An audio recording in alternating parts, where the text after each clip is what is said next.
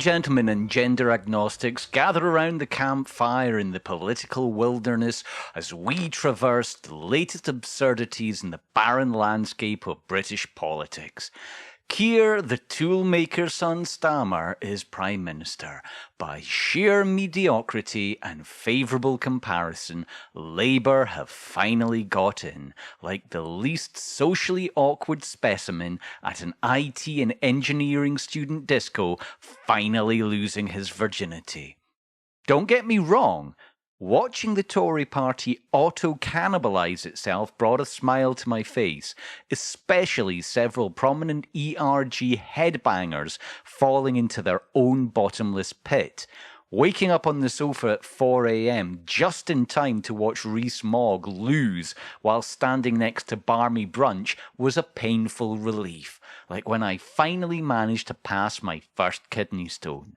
Let's be clear, it's not Labour's win. It's the Tories' strategic self-sacrifice to resurrect as something worse, like a radioactive phoenix.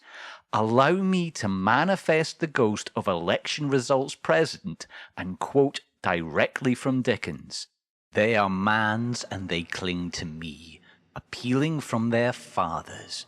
This boy is ignorance and this girl is want. Beware them both and all their degree, but beware the boy most of all, for on his brow I see that which is written doom, unless the writing it be erased. The Tories had their worst defeat since '97. The death drive took hold and they floored the accelerator off the White Cliffs of Dover. 250 seats lost, leaving them more scattered than a barracks room when the live hand grenade initiation beasting of the new private goes sideways.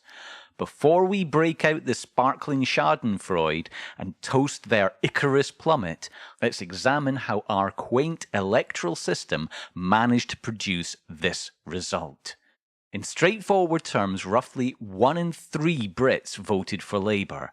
And here we are, with Keir Starmer at the helm, bringing all the excitement of a eunuch at an orgy. Oh, the jubilation! They managed to scrape together just a smidgen more support than last time. Yet they're now drowning in a landslide victory. It's like winning a marathon because everyone else got lost on the way. Only first past the post, an antiquated relic that makes a chariot look like the high-speed railway we aren't getting, has given Labour an earth-shattering victory. Starmer, the charisma vacuum, has absolutely no interest in making the system more democratic. Why would he? He's like a cat that's just found the cream and declared it his by divine right. The vote share crept up by a mere 1.6 from Corbyn's election. Corbyn remained absolutely fireproof as an independent in Islington and pulled a reverse King Lear, winning comfortably against the private healthcare CEO Labour fielded against him, almost as if socialism and condemnation of war crimes aren't ballot box poison after all. Meanwhile, the Tories' vote share didn't just collapse, it vaporised like Jacob Tepes' mogula in sunlight. It plummeted by nearly 20%, yet Labour only managed to claim 1.6% of that. The rest of the votes were hoovered up by the Rube to fascist pipeline. Enter Reform UK, this benighted island's midlife crisis embodied by Nigel Farage. They split the Tory vote just enough to let Starmer stroll in. Farage finally got himself elected, dragging 3 other degenerates from the rogues gallery of unelectable moonhowlers into Parliament on his Toad of Twat Hall coattails.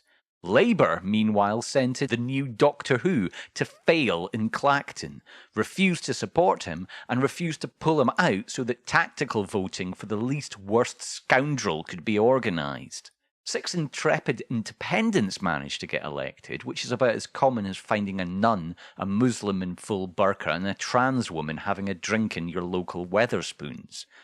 And kudos to the Greens for getting 4 seats and turning the political tide, one recycled leaflet at a time.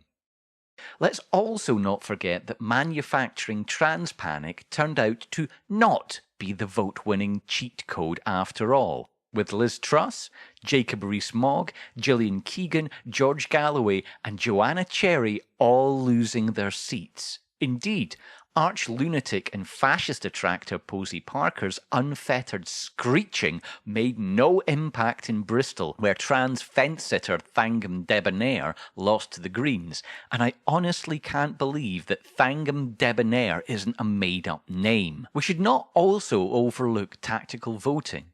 A desperate dance of anyone but the Tories, Labour's newfound support is as stable as a house of cards in a hurricane. If they don't start delivering very soon on their promises, this support will vanish faster than the cocaine Gove's leaving do.